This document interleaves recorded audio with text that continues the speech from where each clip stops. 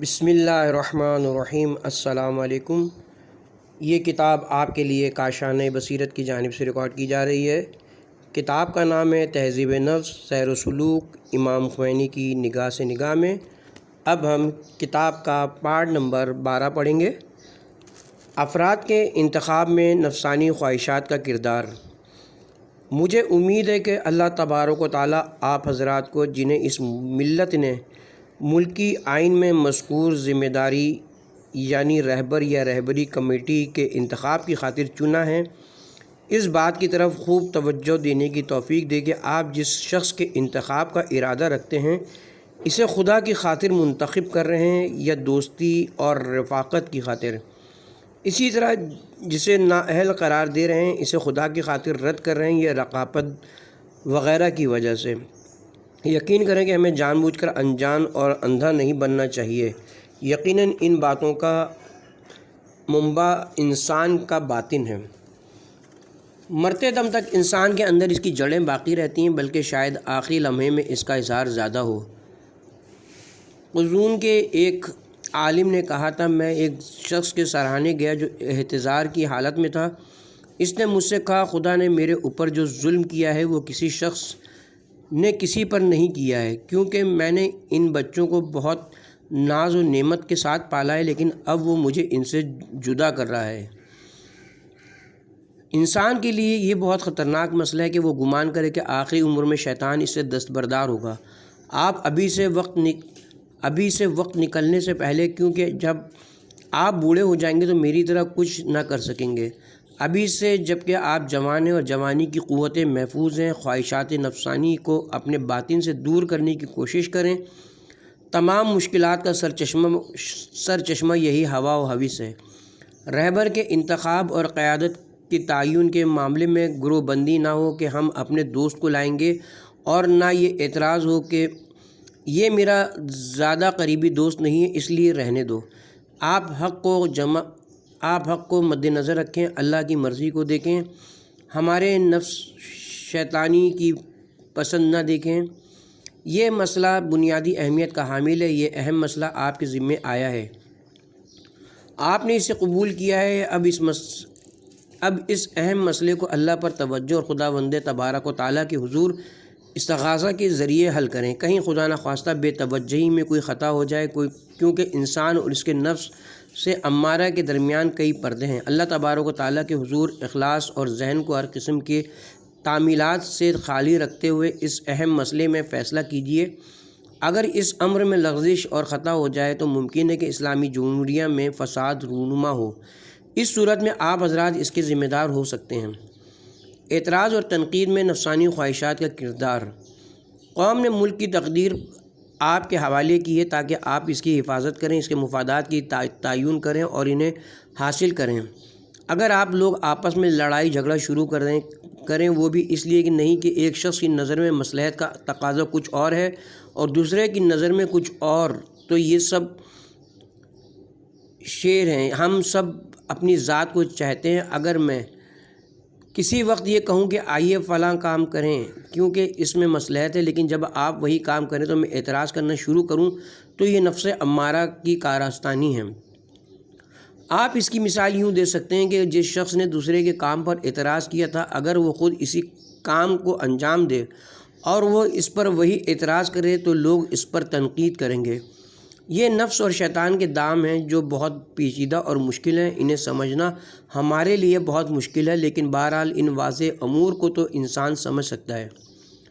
نفس کی سرکشی معاشرتی سرکشی کی بنیاد ہے۔ انسانوں کے مابین موجود تمام اختلافات، سلاطین کے باہمی اختلافات اور طاقتوروں کے باہمی اختلافات کی بنیاد وہی نفس کی سرکشی ہے۔ لیکن جب انسان دیکھتا ہے کہ معاشرے میں اسے کوئی مرتبہ و مقام حاصل ہے تو وہ سرکشی کرتا ہے۔ جب وہ اس مقام پر اکتفا نہیں کرتا تو یہ تجاوز کا سبب بن سکتا ہے، اور جب تجاوز ہوتا ہے تو اختلاف وجود میں آتا ہے۔ یہ طغیان اور سرکشی نچلی سطح پر بھی ہوتی ہے اور اوپری سطح پر بھی۔ نچلی سطح پر کسی گاؤں کے لوگوں میں اختلاف ہو تو اس کی بنیاد وہی نفس کا طغیان ہے۔ یہی حال اس سے اوپر کی سطح کا ہے، بلکہ جتنا اوپر چلے جائیں طغیان کا دائرہ وسیع تر ہوگا۔ فرعون نے بھی سرکشی کی تھی اور میں ہوں تمہارا رب، میں ہوں تمہارا سب سے بڑا پروردگار۔ سورہ نازعات آیت نمبر 241۔ کہا تھا یہ جذبہ صرف فرعون کے اندر نہیں بلکہ سب کے اندر موجود ہے۔ اگر انسان کو بے لگام چھوڑ دیا جائے تو وہ بھی یہی کہے گا۔ انبیاء علیہ السلام کی بعثت کا مقصد یہ کہ ان سرکش اور باغی نفوس کی سرکشی اور طغیانی کو لگام دیا جائے اور نفوس کا تزکیہ کیا جائے۔ انسانوں کے تمام باہمی اختلافات کی وجہ یہ ہے کہ ان کا تزکیہ نہیں ہوا۔ بعثت کا مقصد لوگوں کا تزکیہ ہے تاکہ تزکیے کے ذریعے علم و حکمت کا بھی حصول ہو اور قرآن و کتاب کی بھی تعلیم حاصل ہو۔ اگر لوگوں کا تزکیہ ہو جائے تو طغیانی اور سرکشی کی نوبت ہی نہیں آتی۔ تزکیہ شدہ انسان ہرگز اپنے آپ کو بے نیاز نہیں سمجھتا۔ جب انسان خود پسندی کا شکار ہوتا ہے نیز اپنے آپ کو بڑا اور عظیم سمجھنے لگتا ہے تو یہ خود پسندی طغیانی اور سرکشی کو جنم دیتی ہے۔ تمام لوگوں کے درمیان موجود اختلافات اور لوگوں کے مابین دنیا کی خاطر جتنے بھی اختلافات ہیں ان سب کی بنیاد وہ طغیانی اور سرکشی ہے جو نفس کے اندر ہے۔ انسان اس بحران سے دوچار ہے۔ انسان اپنی ذات اور اپنی نفسانی خواہشات کی وجہ سے بحران کا شکار ہے۔ اگر انسان کا تزکیہ ہو اور نفس انسانی کی صحیح تربیت ہو تو یہ اختلافات مٹ جائیں گے۔ خواہشات نفسانی اختلافات کی جڑ۔ ہاں، اختلافات کی ایک اور بڑی وجہ بھی ہو سکتی ہے جس کے شر سے ہم سب کو پناہ مانگنی چاہیے اور وہ حب نفس ہے۔ یہ کسی کا لحاظ نہیں کرتا۔ نفس کی محبت اسپیکر، وزیر اعظم، رکن پارلیمنٹ، وزیر، قاضی، سپریم جوڈیشل کونسل، نگہبان کونسل، تبلیغاتی آرگنائزیشنز، دفتر تبلیغات، فوجی، سویلین، عالم وغیرہ، عالم اور غیر عالم، طالب علم، غیر طالب علم، مرد اور عورت کسی کا لحاظ نہیں کرتی۔ حب نفس کا مقابلہ کرنے کی صرف ایک راہ ہے اور وہ ہے ریاضت۔ اختلاف و نزاع کا سرچشمہ انسان کا باطن۔ یہاں میں آپ کو ایک بات کی نصیحت کرنا چاہتا ہوں اور وہ یہ کہ آپ اپنے درمیان اتحاد اور اتفاق کا سلسلہ قائم رکھیں۔ آپ کو جاننا چاہیے کہ ہر اختلاف اور نزاع کی ابتدا انسان کے باطن سے ہوتی ہے جبکہ ہر قسم کا اتحاد و اتفاق خدا کی جانب سے ہے۔ نفس کی سرکشی خود پسندی کا ثمرہ۔ انسانوں کے درمیان جتنے اختلافات ہیں وہ سب عدم تزکیے کا نتیجہ ہیں۔ بعثت کا مقصد لوگوں کا تزکیہ تاکہ تزکیے کے ذریعے حکمت بھی سیکھی جائے اور قرآن و کتاب کا علم بھی حاصل ہو جائے۔ اگر تزکیہ ہو تو سرکشی وجود ہی میں نہیں آتی۔ جو شخص اپنا تزکیہ کرتا ہے وہ اپنے آپ کو ہرگز بے نیاز سمجھتا ہے۔ جب انسان اپنے آپ کو کچھ سمجھتا ہے، اپنے آپ کو بڑے مرتبے و مقام اور عظمت کا حامل سمجھتا ہے تو اس خود پسندی سے سرکشی وجود میں آتی ہے۔ تمام لوگوں کے باہمی اختلافات دنیا کی خاطر لوگوں کے درمیان پائے جانے والے اختلافات کا سرچشمہ نفس کا طغیان ہے۔ یہ انسان کے لیے ایک بڑی مصیبت ہے۔ اس مصیبت کا سرچشمہ وہ خود اور اس کی نفسانی خواہشات ہیں۔ اگر انسان کا تزکیہ اور اس کے نفس کی تربیت ہو تو یہ اختلافات ختم ہو جائیں گے۔ حب ذات کی خاطر اختلاف۔ جب کبھی میں یہ سنتا ہوں کہ فلاں جگہ فلاں شخص اور فلاں شخص کے درمیان اختلاف ہے تو مجھے بہت دکھ ہوتا ہے۔ جان لے کہ اختلاف اسلام کی خاطر نہیں ہوتا بلکہ من کی خاطر ہوتا ہے۔ اسلام کی تقویت میرے ہاتھوں ہونی چاہیے۔ جس اسلام کی تقویت میں کروں وہ مجھے قبول ہے، مجھے وہ اسلام قبول نہیں جس کی تقویت میرا ساتھی کرے، کیونکہ میں اسے نہیں مانتا۔ انسان کے باطن میں یہ بات ہوتی ہے، اگرچہ وہ زبان سے اس کا اقرار نہ کرے، وہ کہتا تو نہیں لیکن اس کے باطن میں یہ چور موجود ہوتا ہے، مگر یہ کہ اللہ تعالیٰ انسان کو اپنا تزکیہ کرنے کی توفیق دے۔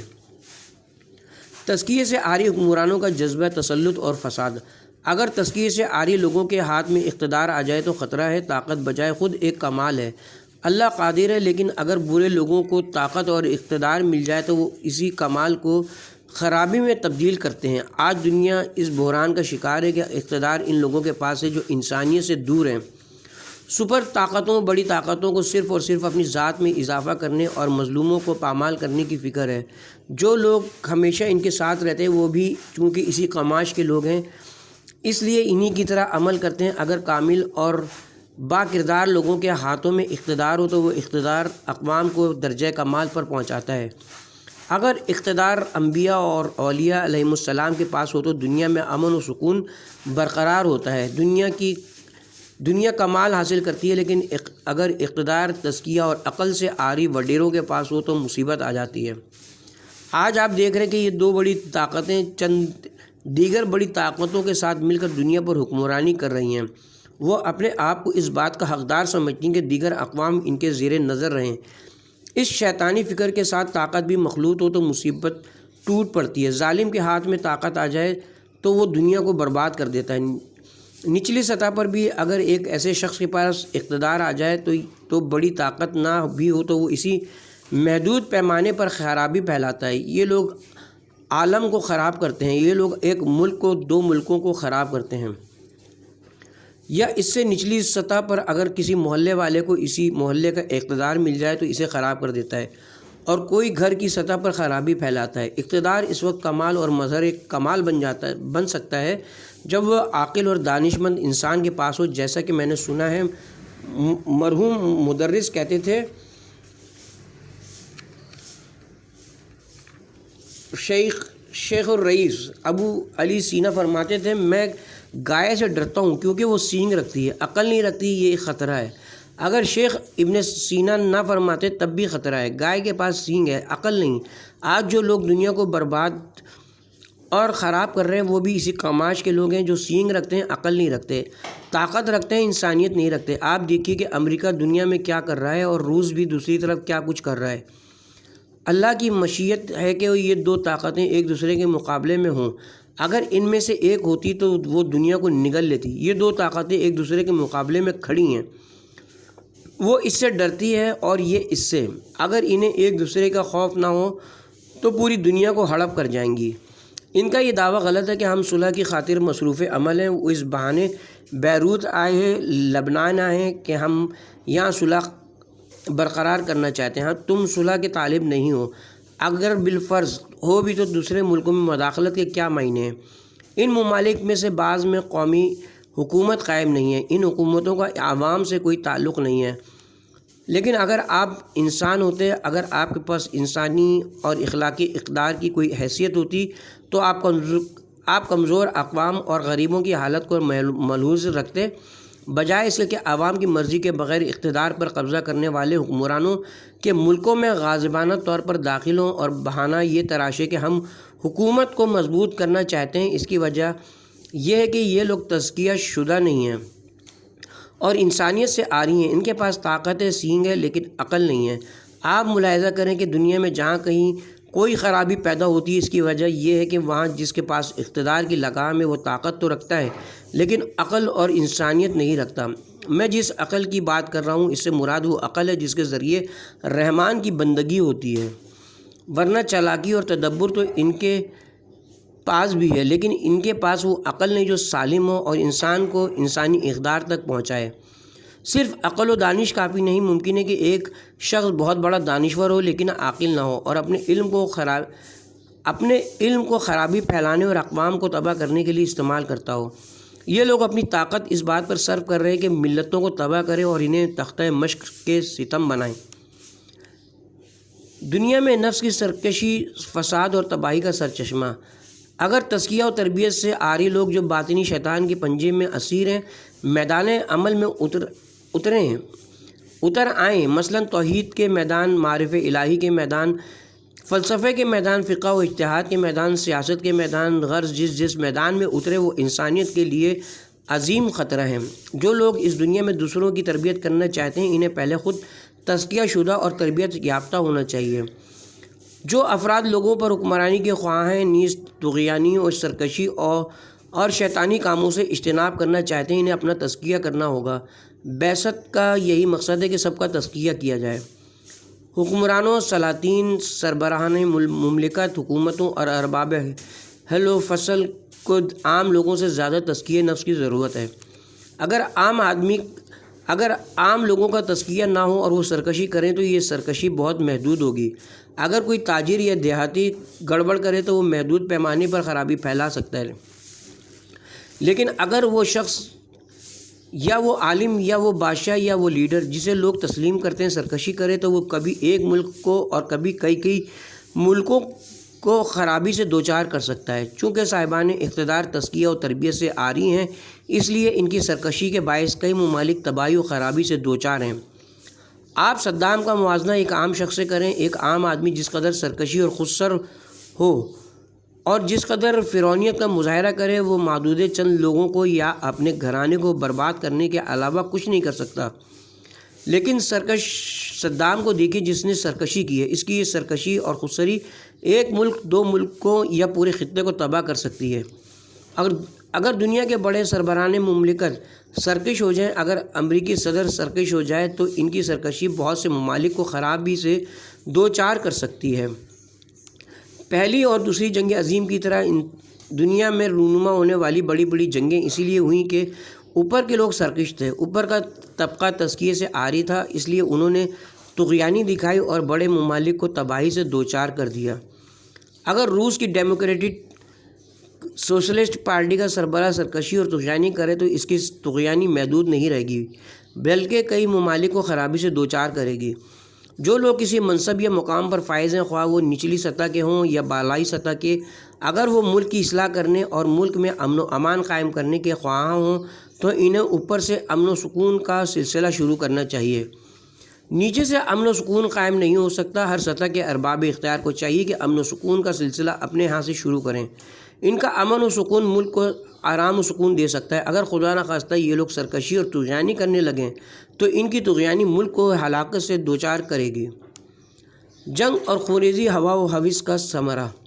آج دنیا میں جن خرابیوں، بحرانوں اور باہمی جھگڑوں سے دوچار ہے، ان سب کی وجہ یہ ہے کہ لوگوں کی توجہ خدا کی طرف نہیں بلکہ اپنی ذات کی طرف مرکوز ہے۔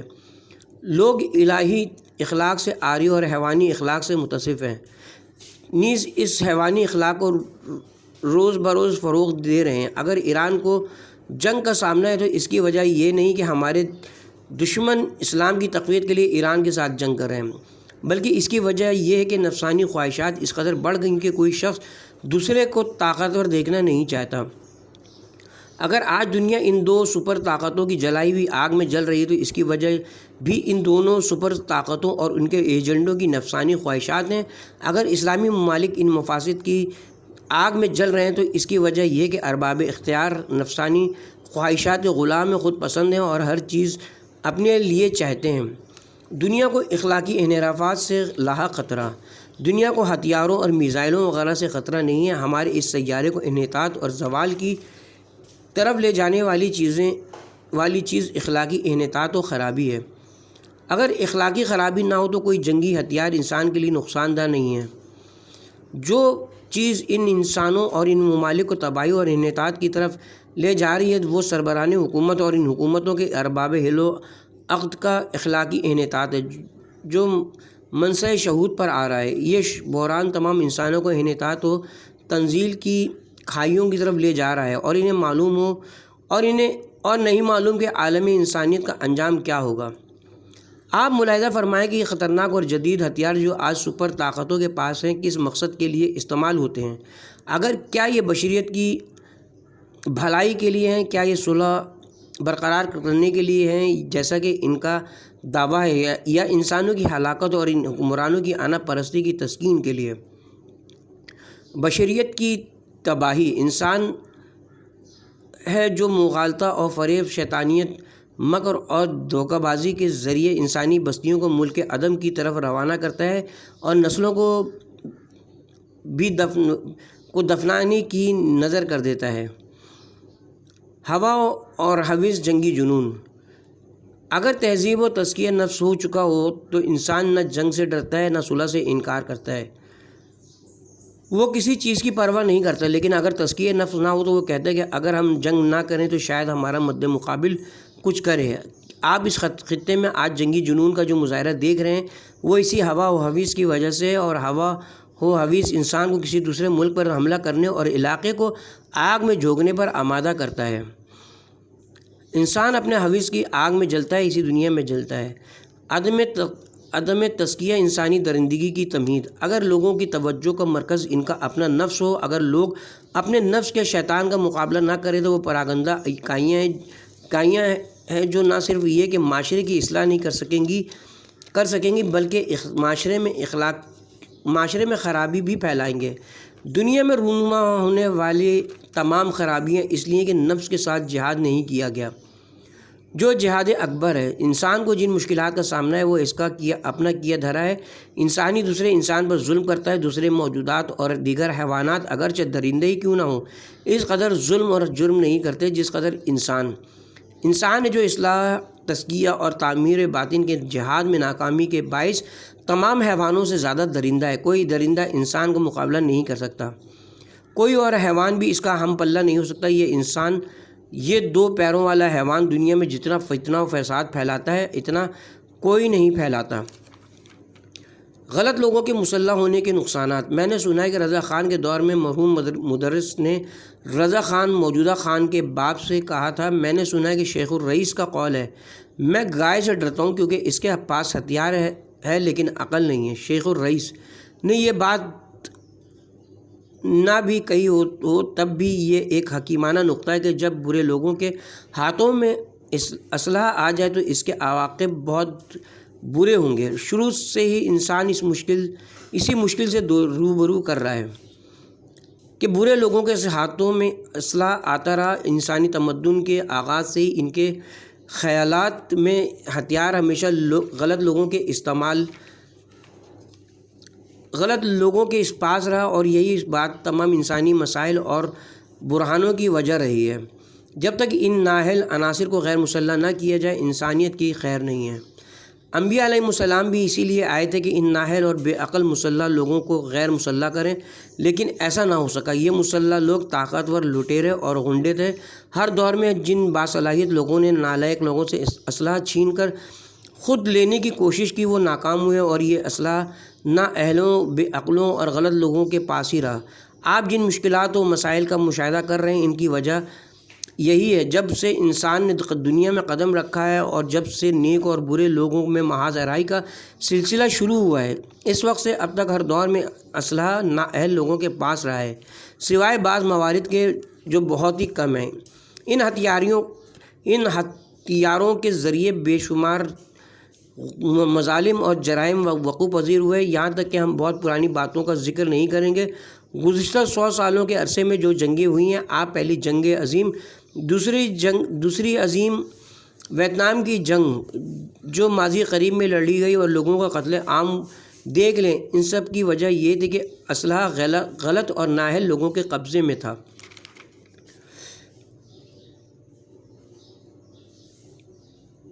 کجرو سیاستدانوں کی خرابیاں۔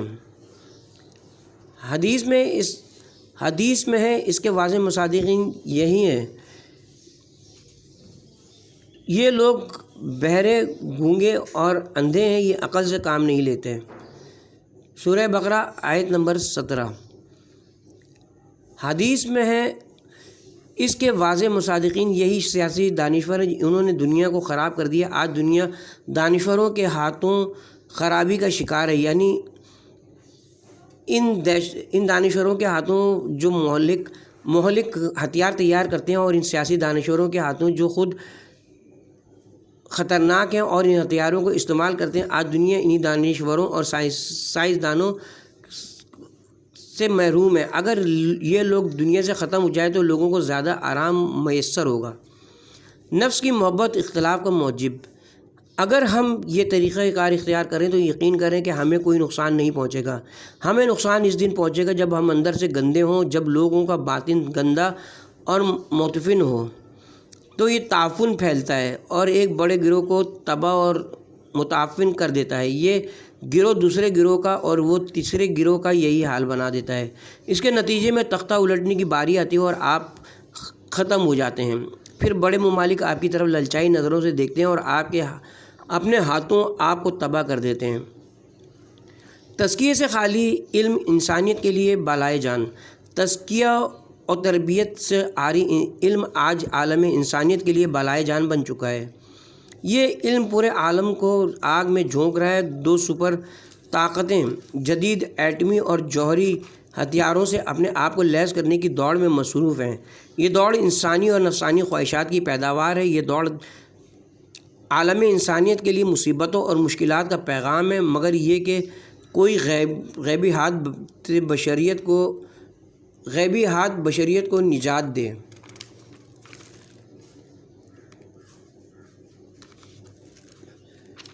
نہ اہل لوگوں کے قلم کے برے اثرات۔ قلم خود ایک ہتھیار ہے، یہ قلم باکردار اور دانشوروں کے ہاتھ میں ہونا چاہیے۔ جب قلم نااہل اور پست لوگوں کے ہاتھ آتا ہے تو اس سے مفاسد پھیلتے ہیں۔ آج بعض مقامات اور بعض زاویوں سے قلم رذیل لوگوں کے ہاتھوں میں ہے۔ یہ ارذائل اپنے گھٹیا لیڈر کے کاموں کو خوبصورت انداز میں دلکش طرز تحریر کے ساتھ بڑھا چڑھا کر پیش کرتے ہیں۔ یہ وہ ظلم ہے جو ظلم کے ذریعے اس ملت پر ڈھایا جا رہا ہے۔ ان لوگوں کے خراب کاموں، مظالم اور خوریزیوں کو یہ نااہل ارباب قلم، جن کے ہاتھوں میں یہ ہتھیار ہیں، اپنے گھروں میں آرام سے بیٹھ کر اپنی تحریروں کے ذریعے غلط انداز میں پیش کر رہے ہیں۔ وہ ہر کام کی غلط تصویر پیش کرتے ہیں۔ قلم کو صالح لوگوں کے ہاتھوں میں ہونا چاہیے۔ سپر طاقتوں کی طرف سے بد کردار حکمرانوں کی حمایت۔ اگر انسان کا تزکیہ نہ ہوا ہو تو وہ طاقت کو اپنے مفاد کے لیے استعمال کرتا ہے۔ جب وہ ایسا کرتا ہے تو بڑی طاقتیں اور سپر طاقتیں اس قسم کے طاقتور افراد کو ڈھونڈ لیتی ہیں، اسے طاقتور بناتی ہیں اور بڑے منصب تک پہنچاتی ہیں تاکہ وہ ملت کا استحصال کرے اور قومی ذخائر کو لوٹ لے۔ مسلمانوں کے امور سے بے توجہی۔ کیا میں اس وقت آپ کو درس سے اخلاق دوں؟ یہ لوگ مسلمانوں اور اسلام کی بنیادوں کو ختم کر رہے ہیں۔ ان حالات میں کیا میں آپ لوگوں کو تزکیہ نفس کا درس دینے بیٹھ جاؤں؟ چونکہ میرا تزکیہ نہیں ہوا، اس لیے مجھے ان امور کی کوئی فکر نہیں ہے۔ اگر ہمارا تزکیہ ہوا ہوتا تو ہمیں مسلمانوں کی فکر ہوتی۔ معاشرے پر برے عمل کے اثرات۔ ہر شخص کا عمل معاشرے پر اثر ڈالتا ہے۔ معاشرہ لوگوں سے عبارت ہے، کوئی دوسری چیز نہیں ہے۔ آپ میں سے ہر ایک کے عمل کا اثر مرتب ہوتا ہے۔ جب آپ کوئی برا عمل انجام دیتے ہیں تو دیکھنے والوں پر بھی اس کا اثر مرتب ہوتا ہے۔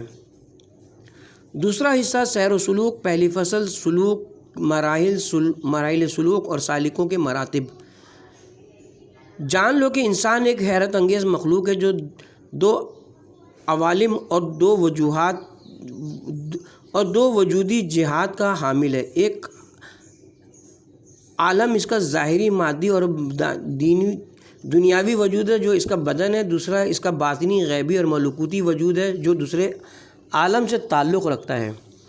جسم اور نفس۔ اس کا نفس جو ایک غیبی اور ملکوتی حقیقت مختلف مقامات اور درجات کا حامل ہے، جسے کبھی بطور کلی 7 اقسام میں تقسیم کیا گیا ہے، کبھی 4 اقسام میں، کبھی 3 اقسام میں اور کبھی 2 اقسام میں۔ ان میں سے ہر درجے اور ہر مقام کے کچھ رحمانی اور عقلانی جنود لشکر ہیں جو اسے ملکوت اعلیٰ کی طرف لے جاتے ہیں اور کامیابی و خوش بختی کی دعوت دیتے ہیں، اور کچھ لشکر وہ ہیں جن کا تعلق شیطان اور جہل سے ہے جو اسے انحطاط ملکوت سفلی اور شقاوت و بدبختی کی دعوت دیتے ہیں۔ ان دونوں لشکروں کے درمیان ہمیشہ جنگ اور نزاع کا سلسلہ جاری رہتا ہے۔ انسان ان دونوں لشکروں کا میدان جنگ ہے۔ اگر رحمانی لشکروں کی فتح ہو تو انسان خوش بختی، کامیابی اور رحمت الہی سے سرفراز ہوتا ہے اور فرشتوں کی صف میں شامل ہوتا ہے، نیز انبیاء اور اولیاء اور صالحین علیہم السلام کے ساتھ مشہور ہوتا ہے۔ لیکن اگر شیطان اور جہل کا لشکر غالب آئے تو انسان بدبختی اور غضب الہی کا سزاوار ٹھہرتا ہے، نیز وہ شیطان، کفار اور محروم لوگوں کے زمرے میں شامل ہوتا ہے۔ انسان کے 3 عوالم۔ اجمالی طور پر انسان 3 عوالم اور 3 مقامات و جہات کا حامل ہے۔ ان میں سے پہلا عالم آخرت، غیب، روحانیت اور عقل کا عالم ہے۔ دوسرا برزخ، نیز 2 عوالم کے درمیان عالم اور مقام خیال سے عبارت ہے۔ تیسرا عالم دنیا، مقام ملک اور جہان شہود سے عبارت ہے۔ ان میں سے ہر عالم ایک مخصوص کمال اور مخصوص تربیت، نیز اپنے مقام کے متناسب عمل کا حامل ہے۔ انبیاء علیہم السلام ان اعمال کا حکم دینے کے ذمہ دار ہیں۔ عالم ظاہر میں جہاد بالنفس۔ یہ 7 عوالم نفس کے تابع وہم کے زاویے سے، کیونکہ وہم نفس کے ظاہری اور باطنی قوتوں کا حاکم ہے، پس اگر وہم ان پر اپنے یا شیطان کے اشارے پر حکومت کرے تو یہ قوتیں شیطانی بن جائیں گی اور اس مملکت پر شیطان کا راج ہوگا، جبکہ رحمان اور عقل کے لشکر شکست اور تباہی سے دوچار دو چار ہو کر عالم ملک سے خارج ہوں گے اور صرف شیطان کی حکمرانی ہوگی۔ لیکن اگر ہم وہم عقل و شرع کی روشنی میں ان عوالم پر حکومت کریں اور ان کی حرکات و سکنات عقل و شرع کے نظام کی تابع ہوں تو یہ مملکت عقلانی اور رحمانی بن جائے گی، نیز شیطان اور اس کے لشکر وہاں سے نکل جائیں گے۔ پس اس مقام پر جہاد بالنفس جو راہ خدا میں شہید ہونے سے بھی افضل اور عظیم جہاد ہے، اس بات سے عبارت ہے کہ انسان اپنی ظاہری قوتوں پر غالب آئے اور انہیں حکم خدا کا تابع بنائے، نیز اپنے مملکت وجود کو شیطانی قوتوں اور لشکروں کے تصرف و تسلط سے خالی اور پاک کر دے۔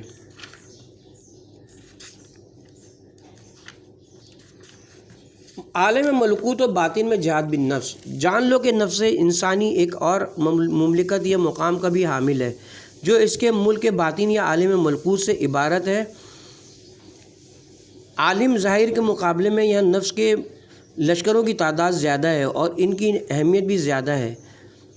یہاں رحمانی اور شیطانی لشکروں کا جھگڑا زیادہ شدید ہوتا ہے اور اس مرحلے میں فتح و شکست کی اہمیت بھی زیادہ ہے، بلکہ مملکت ظاہر میں جو کچھ ہے وہ وہاں سے اتر کر عالم ملک میں ظاہر ہوتا ہے۔ عالم ظاہر میں رحمانی اور شیطانی لشکروں میں سے جو بھی غالب آئے وہی یہاں بھی غالب آتے ہیں۔ مشائخ اعظام اہل سلوک اور صاحبان اخلاق کے نزدیک اس مرحلے میں جہاد بالنفس کی اہمیت بہت زیادہ ہے، یہاں تک کہ اس مقام کو تمام خوش بختیوں، بدبختیوں، اعلیٰ درجات اور جہنم کے طبقات کا سرچشمہ سمجھنا چاہیے۔ انسان کو اس جہاد میں اپنا خوب خیال رکھنا چاہیے۔ ممکن ہے کہ اس عالم میں رحمانی لشکروں کی شکست اور اس پر نااہلوں، غاصبوں اور شیطانی لشکروں کے تسلط کے باعث انسان ہمیشہ کے لیے تباہی سے دوچار ہو جو ناقابل تلافی ہے، نیز شفاعت کرنے والوں کی شفاعت اسے حاصل نہ ہو، نیز خدا نہ کرے الرحم الراحمین بھی اس کی طرف غیظ و غضب کی نظر کرے بلکہ اس کی شفاعت کرنے والے اس کے دشمن بن جائیں۔ وائے ہو اس پر جس کی سفارش کرنے والے اس کے دشمن بن جائیں۔ اسی غضب الہی اور اولیاء الہی کی عداوت کے پیچھے عذاب، ظلمتوں، سختیوں اور بدبختیوں کی جو صورتحال ہوگی اسے خدا ہی جانتا ہے۔ جہنم کی کسی آگ، کسی زقوم، کسی سانپ اور کسی بچھو کی اس عذاب کے مقابلے میں کوئی حیثیت نہیں ہے۔ خدا نہ کرے کہ حکمہ، عرفا، اہل ریاضت اور سیر و سلوک کے ماہرین نے ان سزاؤں اور عقوبتوں کے بارے میں جو کچھ کہا ہے اس کے مستحق ہم کمزور اور بے چارے لوگ ٹھہرے ہیں۔ اس عذاب کے مقابلے میں ہر عقوبت سہل اور آسان ہے، اس عذاب کے سامنے ہر جہنم بہشت ہے۔